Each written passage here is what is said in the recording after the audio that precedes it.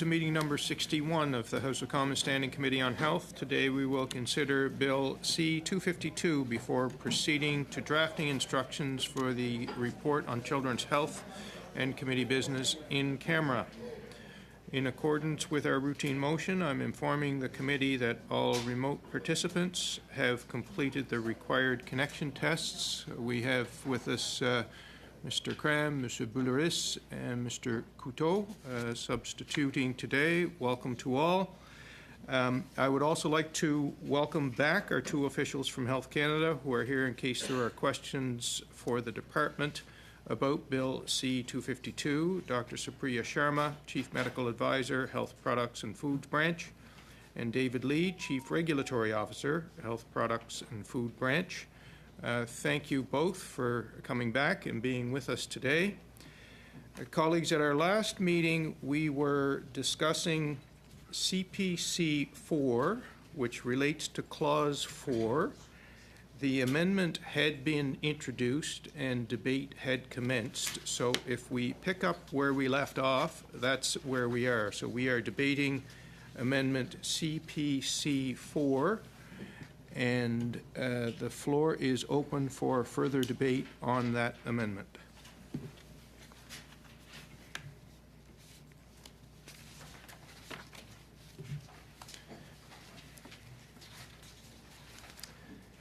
Ms. Goodrich.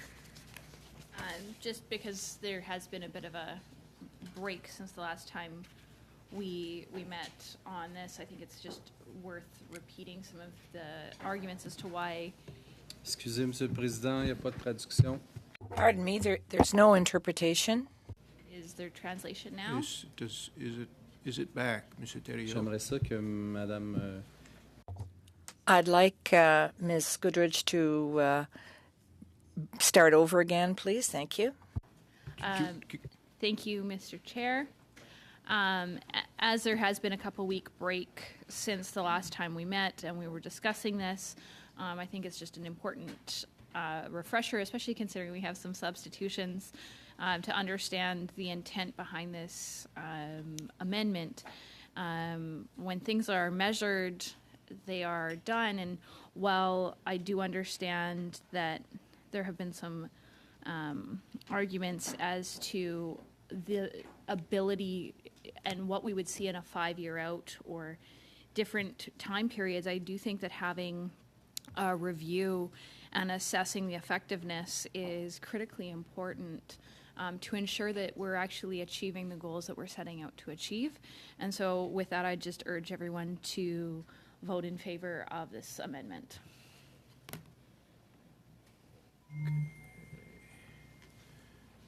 Any further interventions with respect to CPC 4? Seeing none, shall CPC 4 carry? All those in favor of the adoption of CPC 4, please raise your right hand. 1, 2, 3, 4. All those opposed? 1, 2, 3, 4. Okay. The CPC 4 is therefore defeated, and CPC 4 was the final amendment with respect to Clause 4, so we're now ready to consider Clause 4 as amended. Is there any debate with respect to Clause 4 as amended? Seeing none, shall Clause 4 as amended carry? All those in favor of the adoption of Clause 4 as amended? Opposed? Clause 4 is adopted. That brings us to Clause 5. And there is there's one amendment proposed for Clause 5, and that is G4. Mr. Van Couverden. Thank you, Mr. Chair. It's nice to be back. Government Amendment number 4 proposes that Clause 5 be amended by replacing lines 27 to 31 on page 4 with the following.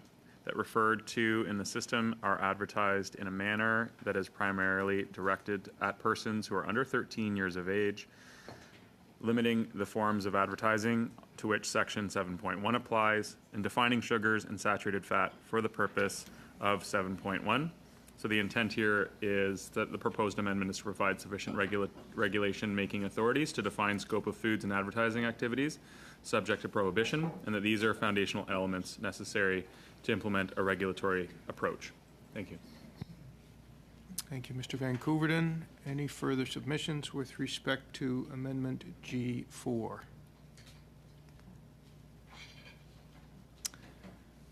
Seeing none, shall G4 carry? All those in favor of the adoption of G4? Opposed? G4 is adopted, and that was the only amendment proposed for Clause 5. So are we now move to Clause 5 as amended. Is there any discussion with respect to Clause 5 as amended? Seeing none, shall Clause 5 as amended carry? All those in favor? Opposed? Clause 5 is carried. Brings us to Clause 6, and there is one amendment proposed for Clause 6. Mr. Van Koeverden. Thank you, Mr. Chair. Simply that replacing lines 32 and 33 on page 4 with the following, that this act comes into force on a day to be fixed by order of Governor in Council. All right, so that is Amendment G5. Is there any further discussion? Mr. Genereux, please. Thanks, Mr. Chair. Just curious if we could get some advice from our friends over there on the legislative clerk side on this. I thought that there's typically different wording when it comes to a bill. I guess maybe just some explanation of how this is different from that wording. For you or them? It could potentially be for both. Okay. Okay, thank you, Mr. Genereux. The legislative clerk is going to take a run at it, and if the department has anything to add, we'll ask them to chime in as well. Go ahead, Mr. Vave. Mr. Vave. Thank you, Mr. Chair. Generally, this amendment would hand over the ability for the coming into force to be determined by regulation once presumably that process is done. That is something that does occur from time to time in bills. In terms of rationale as to why, I wouldn't venture or speculate. I'd hand it over to the mover of the amendment or perhaps the officials to comment on that. So we could start with the officials. Anything to offer in connection with that question?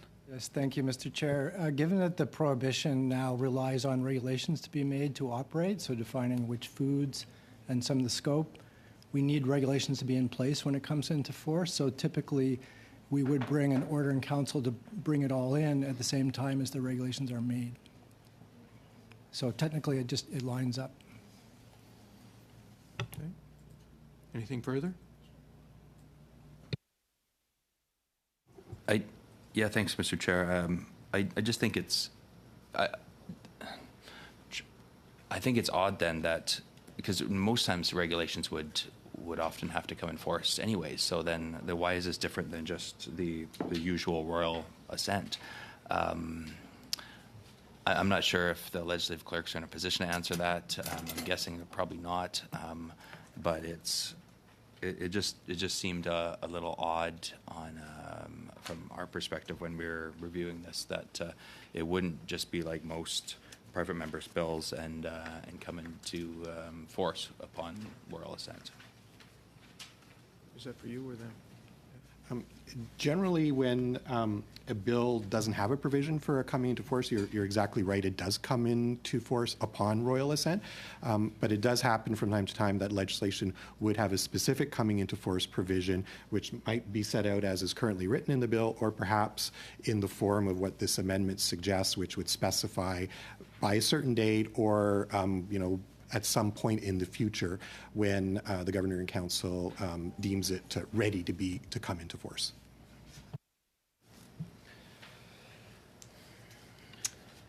Any further, Dr. Kitchen, please.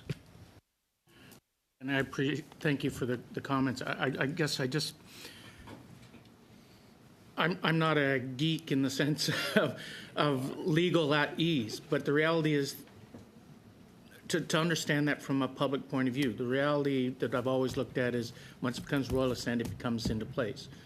Now we're suggesting that an order in council puts it into place. And I guess for the general public, to explain that to the general public, well, how do you explain that to them? Because right now it's still too confusing. Well, Mr. Chair, I wouldn't want to venture into the reason why the amendment itself is being suggested or proposed. But what I would kind of confine my remarks to is simply that from time to time legislation is not sort of ready to be come into force immediately upon royal assent. There is some background work that is required in terms of regulations. And so the coming into force date is pushed back until such time as that work is done. But again, I mean, if the officials or the mover of the amendment has a specific sort of reason or would like to kind of provide additional information, I would leave that up to the officials and the member. Mr. Van Koverden? Well, I would leave it up to officials to describe what types of regulations might need to be developed, but I know that developing good regulations takes time, and that this amendment would ensure the government has sufficient time to develop, consult on, and publish those recommendations, or regulations rather, without having a deadline. Of course, the members on this side, and I think I speak for others as well, when I say that we would like it to be done as quickly as possible. There are billboards around the parliamentary precinct about how urgent this is, and I agree. So I hope that it can be done as expediently as possible, but I don't want that to have an impact on the nature of the work in developing those regulations. Anything to add, Mr. Lee?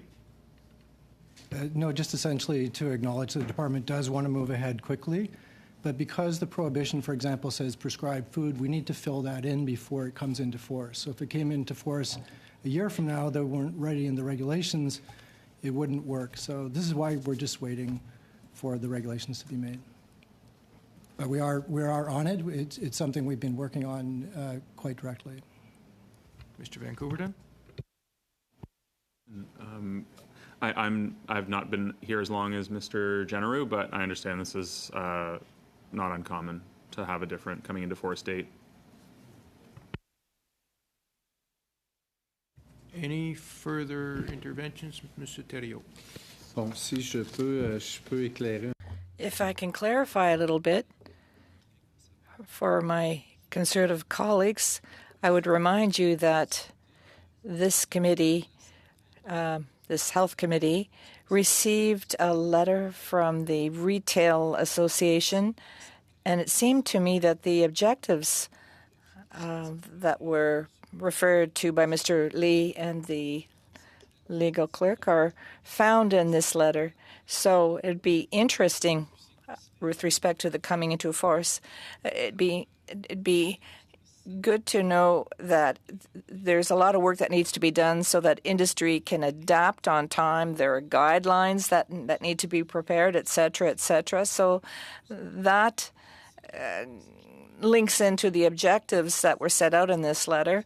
And I would remind you that this is a good bill, and a good bill so that it's enforced properly. Well, all of the stakeholders have to get on board. And if I understand correctly, given the nature of this bill, where it's the regulations that are going to set forth how things work, we have to work in collaboration with all of the stakeholders. And they think that royal assent won't give them the elbow room they need to meet this challenge. I know that there is a particular concern in the industry. Thank you, Mr. Thériault. Dr. Kitchen. Thank you, Mr. Chair. And I guess my question then is, who's making the regulations and who's guiding them to make those regulations? Where is that coming from? What background are these people that are making these regulations that are putting this on the table? Mr. Chair, so Within the Health Canada Department, the Food Directorate has many, many experts that are working. They're experts in nutritional science, in composing regulations along with the Department of Justice. And so there's a very expansive team of experts that is working on this very diligently. And then it would be made transparently through the normal Government Council process. So that involves a lot of consultation. We need to cost things out. There are a lot of requirements in making these regulations. But we have gathered a lot of expertise. And are there processes in place to ensure that these people that are making these regulations are doing it based on the science as opposed to doing it on personal beliefs or personal trends? To what steps are in place to ensure that that doesn't happen? Thank you, Mr. Chair. And sorry, excuse my voice. At the tail end of a cold, COVID negative ×5 included this morning, just to let you know. So, absolutely, in terms of the regulation-making process, there's a number of checks and balances, and we've gone through this with a number of files. So whether it's Canada's Food Guide or front-of-pack labeling, when we put forth the regulations, there has to be an entire regulatory impact assessment sort of piece that outlines the science and the basis of the evidence that was used to come to the proposal. It includes all the consultations that we've gone through. As Mr. Lee has said, it includes the impact on small business, the cost-benefit analysis, and then there's an entire consultation process where that moves forward. What we've done for other files is actually we've published all of the data and the evidence that we've relied on to make those policy decisions as well, just to make sure that we're completely open and transparent. So absolutely, whatever we do needs to be, all the decisions are made and all the regulations and policy are based on science and evidence.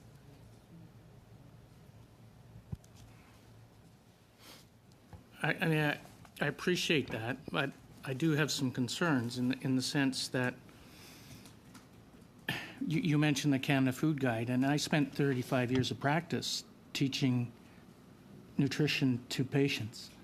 And yet the food guide, all of a sudden, because somebody has decided that they want to swing one way based on their beliefs, not necessarily the complete science, has made that change. And so I want to make certain that these steps are being done appropriately and that you're not getting somebody who, for lack of a better word, is a power horse at the top saying, I'm going to push my agenda and I'm going to have the power to do it. And so what steps to make certain that that doesn't happen and these regulations are appropriate for our future?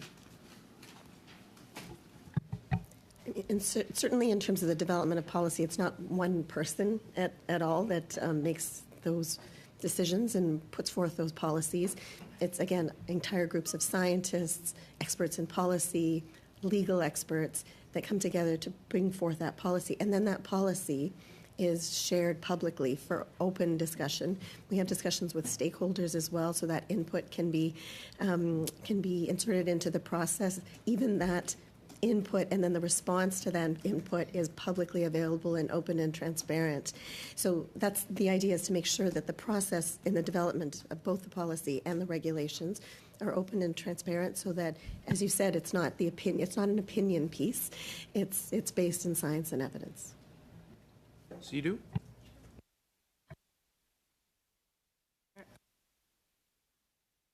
Experts and our legislative clerk, that this process happens frequently, as Dr. Sharma just mentioned. The checks and balances, the regulation will be comprehensive, and the coming into the force date allows us to make sure there's the time necessary. I think legislative clerk, that process happened frequently, they told us. And in coming into the force amendment, this is important so that everything can be in order. So it's very, very clear. Any further interventions with respect to G5? Seeing none, shall Amendment G5 carry? All those in favor of the adoption of G5? Opposed? G5 is carried. And that was the only amendment proposed for Clause 6. So the debate is now on Clause 6 as amended. Are there any interventions? Mr. Genereux. Thanks, Mr. Chair. Sorry, didn't mean to derail the I guess the intent, and certainly want the sponsor of the bill, who I know has been joining us each and every day, to know that wasn't the intent to stop the bill coming into force. I just want to be clear that I think most private members' bills, at least in my experience, and granted there's good advice from the clerk and from the parliamentary secretary here on this particular one, but I know private members' bills are we all hold them pretty dear in this place, and we all want to make sure they come into force at the time of when the member brings them through the Senate, and which is generally royal assent, and that kind of happens according to the work done on the member of parliament's side in a lot of ways through the Senate. So throwing it back to the government, that was where the concern that I had. If I'm comfortable with I guess that this won't slow down the process for the member, who I know she's eager to see this. We still have some concerns, obviously, with the bill, but certainly that wasn't the intent, and I want to make sure that she's aware that wasn't the intent of my intervention. Thank you, Mr. Genereux. I see her nodding understandingly. Are there any further interventions with respect to Clause 6 as amended? Is it the will of the committee to adopt Clause 6? Shall it carry? All those in favor? Opposed? Clause 6 is carried. That brings us then to the short title. Is there any submissions with respect to the short title of the bill? Mr. Van Gooverden? Just for clarification, is the short title another way to say preamble, or is that preamble? It's No. different? Thanks. We'll get to the preamble after the short title. I don't want to miss it. Right. Okay. Shall the short title carry? All those in favor of the adoption of the short title? Opposed? The short title is carried. That brings us to the preamble. And so, colleagues, I want to just offer a couple of comments here, because in connection with the preamble, there have been two amendments that have been presented. One is G6 and the other is CPC 5. You need to know that only one of those two amendments can pass because they both relate to the same line. So we're going to call G6 first. If you really like CPC 5, you should defeat G6, because otherwise C5 will be ruled out of order because of a line conflict. So I want you to know that before we engage in debate on G6. If G6 is adopted, C5 doesn't get considered. And with that, I would ask for the introduction of G6, or a mover for G6, please. Mr. Van Gooverden. Sorry, we're fighting over the button. Sorry. Thank you, Mr. Chair. Now that we're on the preamble, which is not the same as the short title, we are proposing that it be amended by replacing line 49 on page 2 with the following. And whereas persons who are between 13 and 17 years of age. So we're just changing the upper limit in the last paragraph, the preamble from 16 years of age to 17 years of age, which is needed to align with the proposed amendment to Clause 4 to change the upper age limit of the persons to whom new Section 7.3 would apply. Thank you, Mr. Van Gooverden. The amendment is in order, and the debate then is on G6. Are there any submissions with Ms. Goodrich, please? Thank you, Mr. Chair. And I really appreciate you clarifying at the onset of this the process in which amendments would be put in and out of order based on a vote on this. I think that's very good practice, and I just wanted to thank you profusely for that because it's very helpful. I believe at least from my perspective, Conservatives have been very clear that the changing of the age range is concerning, and that's part of why our amendment removed that piece to allow a little bit more flexibility. I really do think that in the absence of having heard from witnesses on this specific bill that were outside of government, we really truly do not know if advertising to 17-year-olds and advertising to 18-year-olds is different or the same. We don't know what this is going to mean. And I think that is problematic and could potentially lead to unintended consequences in terms of the application of this bill. And I want to reiterate that I don't think anybody wants to see children being manipulated in a way that is counter. We want to see healthy kids. Everyone from every political party wants to see healthy kids. We want to see children that are active and healthy. And this is part of the concern and part of the challenge that we've had from the very onset with this particular piece of legislation and not hearing from some of the stakeholder witnesses. And I understand the opposition will say, or the government will say, well, you know, we heard from witnesses the last time a bill similar to this came forward. But that's not the same as hearing from witnesses, because if at some point in the future this piece of legislation were to be challenged in a court, the judges would look at the testimony from all of the conversations we had surrounding all the committee meetings to look and see what was the intent behind this. And that is the process judges typically follow. I actually find that to be kind of cool. It means that some of these meetings where we talk about the intent actually matter more than just whether it's a good or bad bill. And I say that because we truly do not understand what the implication of this change could be, because we haven't actually heard from witnesses. And I think that opens us up to a potential court challenge at some future point in time where we don't actually have the full intent, because we don't actually have all of the witnesses that have been able to tell us in their words what their feelings are. And I think that serves as a detriment to the longevity of this bill. And it's something that I believe would be valuable for committee members to vote against this so that we can vote in favor of the Conservative amendment. Thank you, Mr. Chair.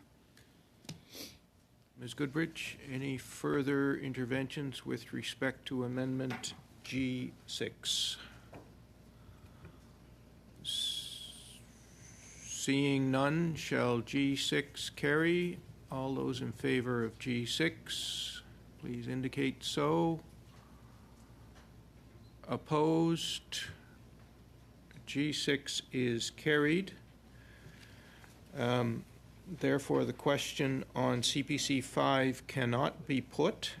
There are no further amendments proposed for the preamble, and so therefore the debate is on the preamble as amended. Are there any interventions with respect to the preamble as amended?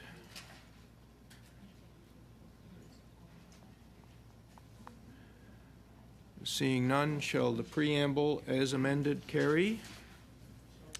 All those in favor of the preamble as amended? All those opposed to the preamble as amended? The preamble is carried as amended. Can I get a standing vote on that? Mr. Clerk, Recorded division, sorry. Yeah. Mr. Clerk, if you could please conduct a recorded division on the preamble as amended. Mr. Hanley. I support. After the preamble carries, you have to Mr. Coteau. In favor. Mr. Pulowski. In favor. Ms. Sidhu. In favor? Mr. Vancouverden. In favor. Mr. Ellis. Against. Mrs. Goodrich. Against. Mr. General. Opposed. Mr. Kitchen. Against. Monsieur Thériault. Pour. Monsieur Boulouris. Pour. Yeas pour, 7. Nays compte, 4. Preamble as amended is therefore carried, and that brings us to the title. Is there any interventions with respect to the title? Seeing none, shall the title carry? Carried on division. Shall the bill as amended carry? Carried on division. Shall the chair report the bill as amended to the House? Carried on division. Shall the committee order a reprint of the bill as amended for the use of the House at report stage?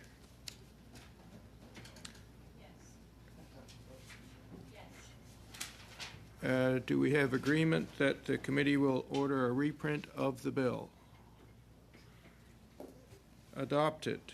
I already said yes. I heard you. I didn't see anybody else indicate whether they liked it or didn't like it. I wanted to make sure that we had the consensus of the meeting. Thank you for representing the consensus of the meeting, Ms. Goodrich. Very well, colleagues, that brings us to the conclusion of the clause-by-clause consideration of Bill C-252. Ms. Latanzio, congratulations on your work in this regard.